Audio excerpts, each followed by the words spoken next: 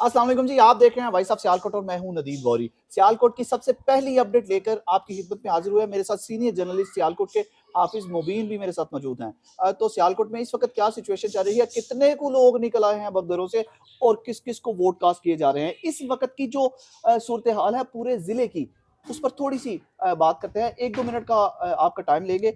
मुबीन भाई आप बताइएगा, आप काफी ज्यादा घूम फिर के आए हैं, आप कैसा देख रहे हैं, कैसा पाया आपने बहुत ज़्यादा इतना? जोशो खरोश है वोटर्स के अंदर। और मैंने बहुत से इलेक्शन कवर किए हैं, लेकिन जो आज जिस तरह सुबह सवेरे वोटर्स बाहर निकला है, मैंने आज पहली मरतबा इस तरह जोश और जज्बा इतना टर्न आउट हमने भी पहले इस कभी नहीं तरह का देखा। टर्नआउट पहले कभी नहीं देखा। आज वोटर्स बड़ी तादाद में बाहर निकले हुए हैं और जिस भी मर्जी पार्टी को वोट कर रहे हैं, हमें इस चीज़ से सरोकार नहीं, लेकिन यह है कि वोटर्स के अंदर जो शऊर आया है। अच्छा, वैसे मुबीन भाई एक चीज़ देखने में आई, मर्द हज़ार से ज़्यादा ख़वातीन नहीं खवातीन देखी? खवातीन के ख़वातीन पोलिंग बड़ी तादाद स्टेशंस में। के अंदर जो है ना, वो ज़्यादा इस वक्त हमें वोटर्स दिखाई दे रहे हैं। क्या वजह और आपको लग रही है? ख़वातीन क्यों इतनी ज़्यादा निकल आई हैं? असल ये पहले से जो है इस चीज़ का अंदाज़ा था हमें कि इस मरतबा ख़वातीन जो है वो मर्दों की निस्बत ज़्यादा निकलेंगी। वोटर्स जो ख़वातीन वोटर्स हैं उनके अंदर जोश व जज्बा ज़्यादा था।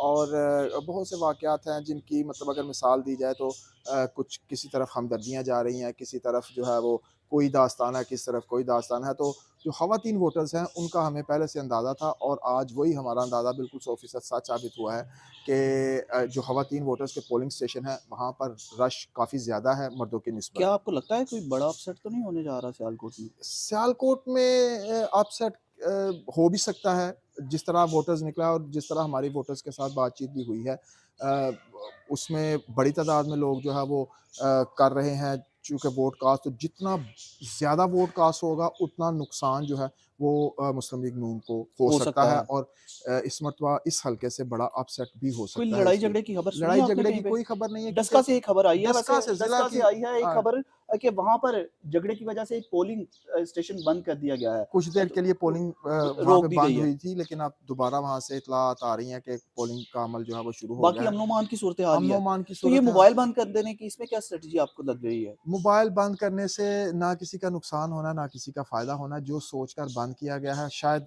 वो मकासद भी पूरे ना हो सकें इनके। लोग बाहर निकल आए हुए हैं, पैगामात लोगों तक बहुत पहले से दोनों जमातों ने भरपूर इंतखाबी मुहिम की है। जिस तरह मुस्लिम लीग नून ने भी बड़ी मौसर अंदाज़ में इंतखाबी मुहिम चलाई, पीटीआई के जो लोग अच्छा, थे। वैसे कभी आपने ऐसा देखा कि आप पोलिंग एजेंट्स इसके पोलिंग के वक़्त उठाए जाते हों? हाँ, आज आज देखा है, सुनने में मिल आज रहा है। सुनने में मिल रहा है मॉडल टाउन यूनियन काउंसिल के अंदर डीएसपी सिटी सर्कल जो है वो खुद आके वहाँ से जो एक आज़ाद उम्मीदवार हैं, जिनको पीटीआई की हमायत हासिल है, महर काशिफ, उनके पोलिंग एजेंट्स को जो है ना वो उठा के ले गए हैं। बाकी किसी जगह पे उनके पोलिंग एजेंट जो हैं वो खड़े नहीं होने दिए जा रहे। मेरे ख़्याल से ये जमहूरी तरीका नहीं है। हाँ, इत्तला तो यही आ रही हैं कि डीएसपी सिटी मतलब वहाँ पर गए हैं और वहाँ से बंदे गिरफ्तार कर लिए गए हैं। पीटीआई वाले कलप रहे हैं कि हमारे बंदे हैं, इनका कोई कसूर नहीं है, लेकिन उनको अरेस्ट कर लिया गया है।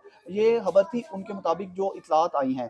ज़राए तो यही बता रहे हैं कि ऐसा मामला हुआ है। बाकी आगे क्या-क्या होता रहेगा, कैसा-कैसा होगा और कौन जीतेगा, कौन हारेगा, हम लम्हा-ब-लम्हा आपको अपडेट करते रहेंगे। फिलहाल अभी इस वक़्त से हमें दोनों भाइयों को इजाज़त दीजिए। अपना बहुत सा ख्याल रखिएगा और हमें दुआओं में याद रखिएगा। अल्लाह हाफ़िज़। पाकिस्तान ज़िंदाबाद।